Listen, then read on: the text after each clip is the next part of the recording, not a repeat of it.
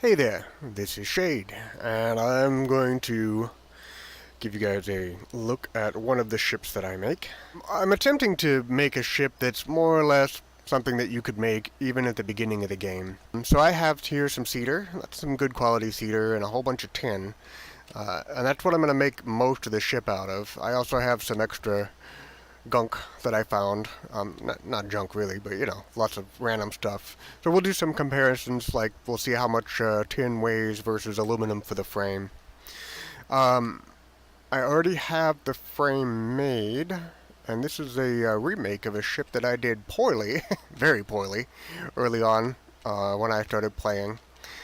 And its whole design feature, you can see that there's a small double layer of panel of deck in the front, and then another frame right there over the middle section.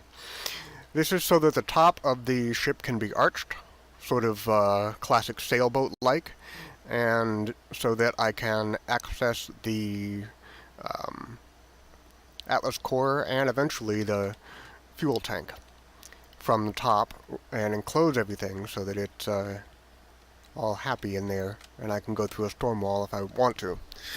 So the design principle here, this isn't a speed demon. This is a fast ship for early game, but as it grows, it's going to end up being sort of a medium ship. It's not going to be all that fast compared to somebody who's building a speed demon. But it's a ship that I would make when I have enough tin or enough aluminum to make the frame. If I only have iron or bronze or something like that, then I'll make a smaller ship. This is something that I would make by the time I'm trying to get out of Tier 1. And it's a frame that will take me all the way through to endgame, actually, if I want to. I have a ship made out of this exact frame up there, way up there, and I've actually gotten through both storm walls and sand walls with it. It's kind of small for it, but if you do it right, you can make it heavy enough. Alright, let's take a look at this. So, here is the frame. You can see that it's not quite all the way down to the bottom. It's just something I prefer. You also notice that there's no decking along the bottom. Also something that I prefer, and that's so that I can put wings on the bottom and engines on the bottom if I wish. Now, if you want to mount storage on the bottom, which is valid, if you can knock this down a little bit, and eventually it'll spawn a deck in there, and that's a place where you could mount a shipping container. Just kind of tack it to the bottom if you really needed to. So let's get started here. We won't save those changes. And you can see here 133 for the beams and 160 for the deck. Let's grab that aluminum before we get going here, so you can have a look at the differences in weight.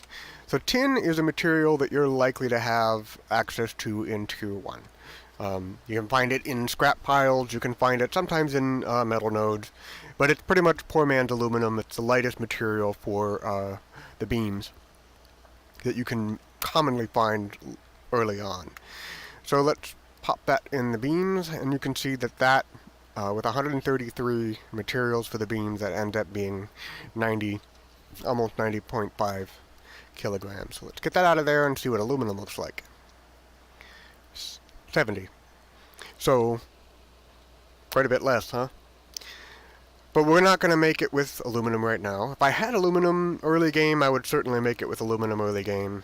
And you can find aluminum in the early game. And as you can see, 133 doesn't take much. You'll find that in one or two scrap piles if you're lucky. But let's use tin for now, so you get a sense of the overall, of a common weight. Here's some cedar. I have a full stack of cedar. We're going to use that. I was going to use hemlock. That's a little easier to find early game, but what I have is cedar. You can find cedar in the early game as well, and if you do find it, use it. It works really well. So here's a frame and deck, tin and cedar. Total weight here is 108 and a half. We'll get that going. Let's see there we go. Come over here and we'll get our, oh, that's right. forgot my copper. So we have some copper 4. That's something you could find in Tier 1 as well. So we'll use that as the generator part of the Atlas core. Copper's kind of heavy, but it's something that you can find early game that works pretty well to get you a little bit of extra lift. Alright. Since I have so much tin, I'm going to use that for the sky core. We're going to be using a lot of tin. We could use iron, but tin is lighter, and really, I'm not expecting this ship to get shot. If it gets shot, it'll sink, and then I'll just rebuild it out of all this stuff that I have here. Okay, so now there's a couple of bits and pieces for how this works. So I'm going to put this, instead of putting it dead center right here, which is what you might think, because then that's completely enclosed, I'm actually going to kick this forward a little bit, like so. Actually, probably a little bit more. Now, in the previous design of ship, I did this so I could get those little ears, those little corners stuck out here and here, so I could access the core from above in order to pulse. But that's not what I'm doing this time. I will explain why I moved this forward a bit later. Alright, so on this one I am going to use a wooden helm. And we'll use some more of that tin too, because the tin is light and the quality doesn't matter on the inside of a helm.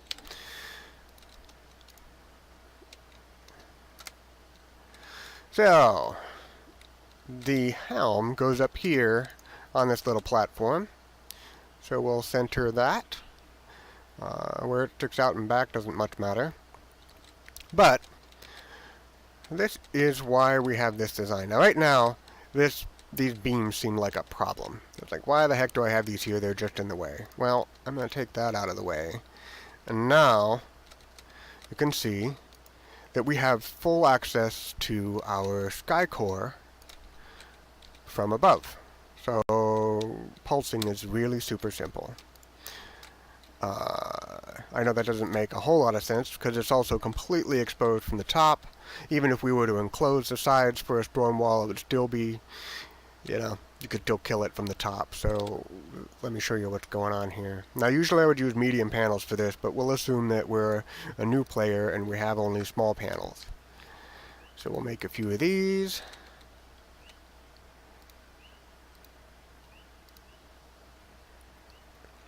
Out of wood.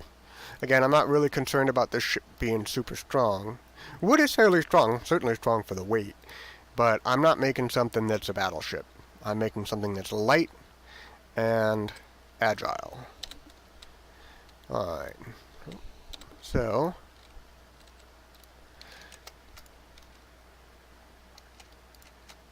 now, here is how this works. We're going to put these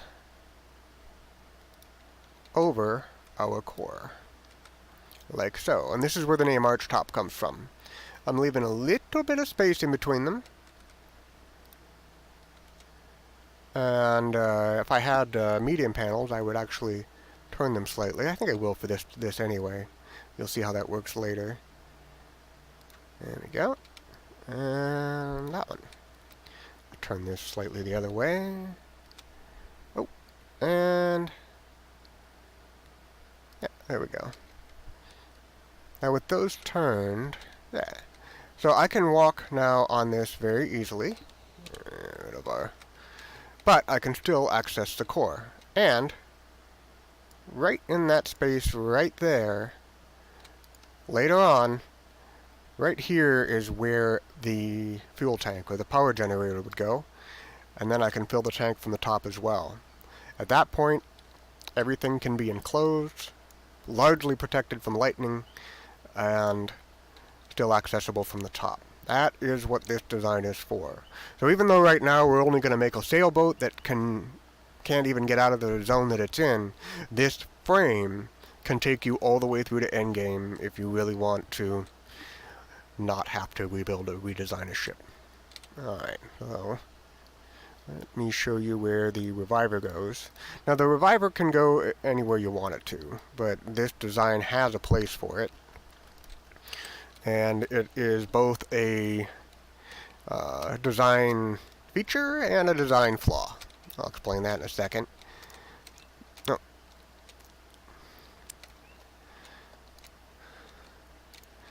Good heavens. I'm new at grappling, you understand.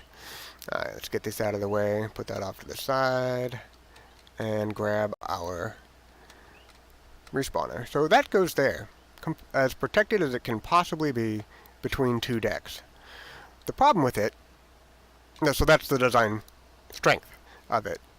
It's completely enclosed. The lightning's not going to hit that unless you've already been blasted around a bit. The problem is nobody can tell who owns the ship.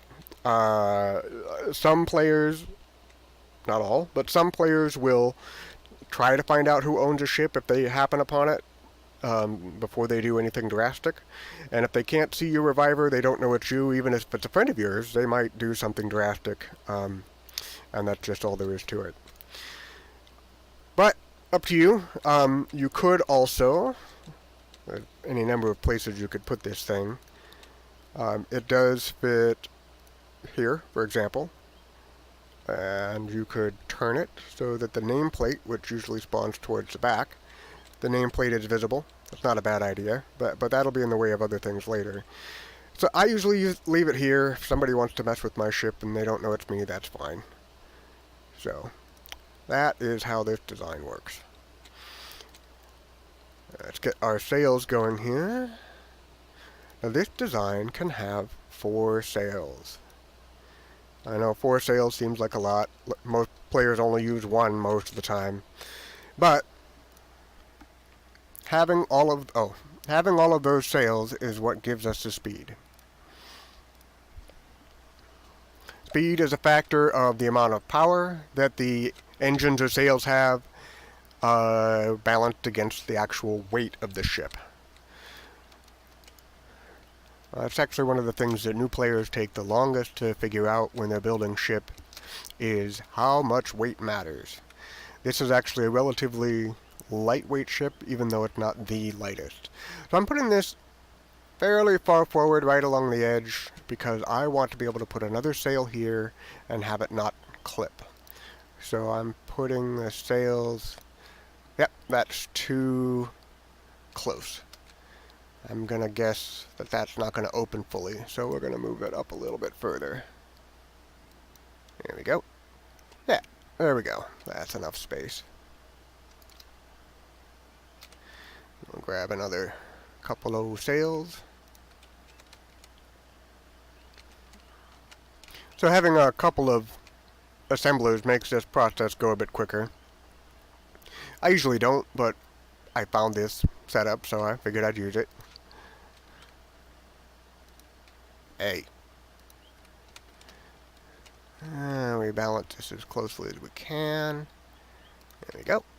So now this ship is ready, except for storage. So, storage, we'll use barrels because that's what a new player will certainly have. Oh, who cares?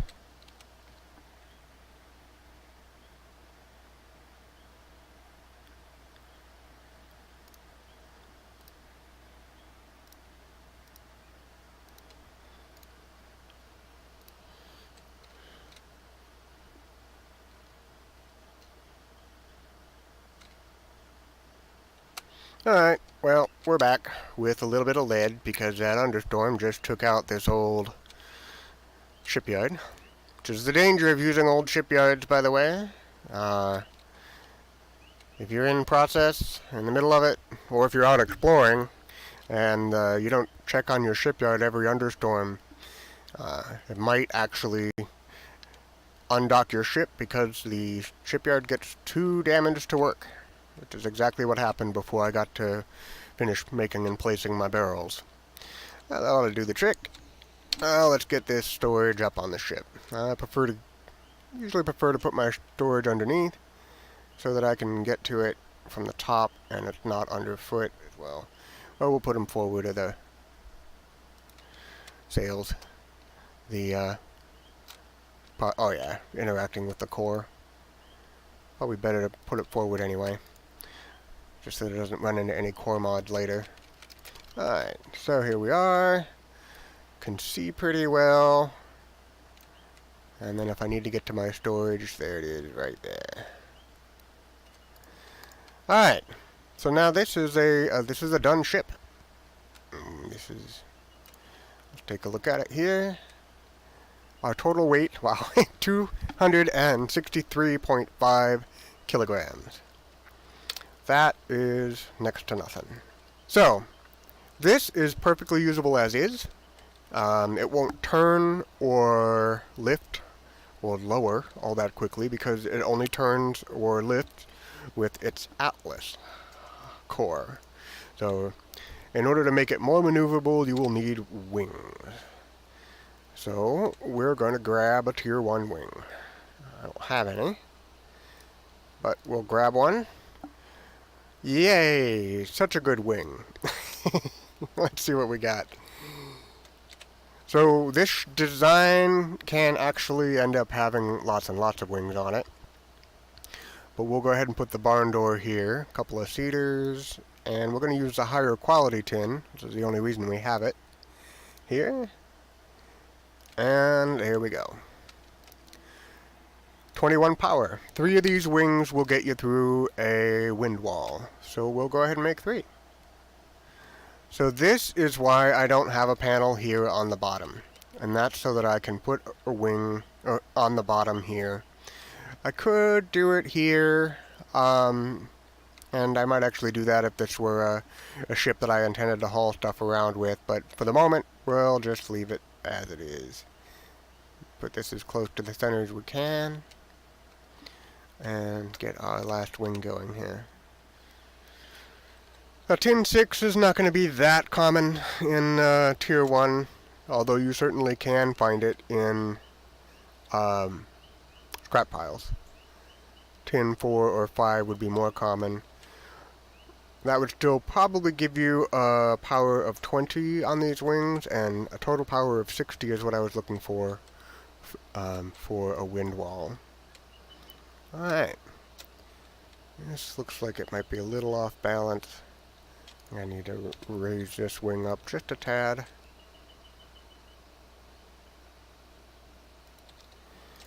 But the design of the ship, see how the sides are straight? This section is straightforward. It doesn't narrow at all. That's to make things like placing the wings and the engines easier. Much easier to place them on surfaces like that where they won't be out of balance from one side to the other. So that ship is ready for engines, and I have 670 or so weight allowance left for engines. I should have no trouble getting 3 or 4 engines on that to get it through a wind wall when the time comes. Let's go see how it works. So again, this is an early game design. It is meant for staying in zone, but the frame is such that you would not necessarily need to rebuild this ship if you want to use it all the way through endgame. Let's open up our sails. Press and hold. Turn and look at the next one. Press and hold. Come on, you can do it. Alright, and then see how fast this island is disappearing. Not too bad.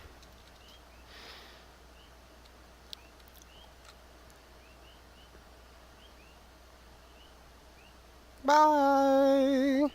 So now with the wings, this ship is going to be quite a bit more maneuverable than without the wings. Here we can... I wonder if we can do a loop on it. Might not be able to. These aren't the greatest wings in the world. Oh, yeah, maybe. Whee! Nope. Oh, wait. Oh, yeah, great. Over we go. And then turn ourselves back around. For an early game ship, this is actually really maneuverable.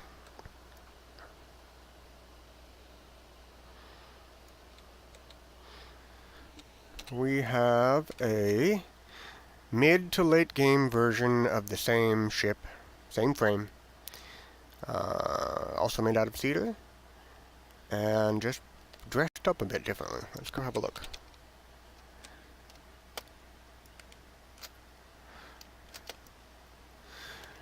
So, key difference right away is that this is made with medium panels instead of small panels. So I have medium panels on the front. I can show you those here. Medium panels on the front, kind of kicked off at an angle. And medium panels in the middle, again at an angle. And you can see I can still get to my core and my power generator, fuel tank, right back there. As long as I'm not doing crazy acrobatics, it's easy enough to get to. Got a couple of random containers up here. And just like the chest, I have some storage containers off to the side. This one's harder to get to because of the cannon, but you can see it there as well. Nothing in it because I emptied it in order to make the other ship. Got a cannon centered on the back for shooting at mantas. I know scatterguns, swivels are better for mantas, but I prefer the target practice of a cannon. And I have a cannon on the front because I wanted to have at least some ability to be aggressive if I wanted to. I'm usually not, except defensively or if I'm protecting somebody else, but I figured, well, let's see how the ship does with a cannon on the front. Now this has 2 sails instead of 4. I could move those sails forward and put 2 more back here, but I took the back sails off because I didn't want to be able to hit them with the cannon. Never a good idea to have a cannon that can shoot parts of your own ship. So that is the mid-game version of the ship. I have 2 engines on it, Cloud Chasers and Starcasters, and 3 much better wings, but in the exact same configuration as on the other ship. And now let's switch to live, and I will show you an endgame version of the same ship. You can see I've got an extra set of engines. I've got, these are pretty much the best engines I have this wipe. I've got 2 of those. I've got 2 of the old Cloud Chasers, and some of the Starcasters built out of slightly inferior materials. Between these 6 engines, I had no trouble getting through a storm wall. I've got 2 wings down here instead of 1. There's enough room between the bottom engines there to do that. It gives me a little bit more steering power inside a storm wall. I have got a shipping container shoehorned in the front. I'm pretty sure that's actually clipping the core there, which is bad. You shouldn't do that, but I haven't had any trouble with it so far.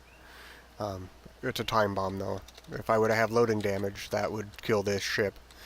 And that is taking the place of the barrels or the other smaller pieces of storage that I had sticking out the side before.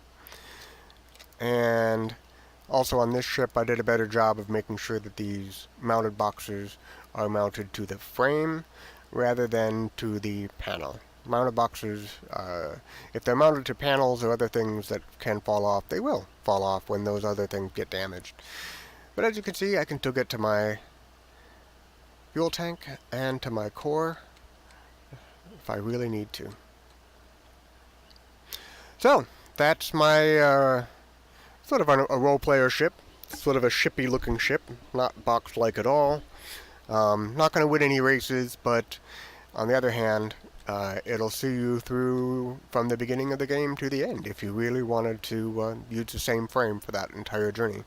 Thanks for watching. I hope that was interesting, and with any luck I'll be back with more on some other subject later. Take care. Enjoy the game.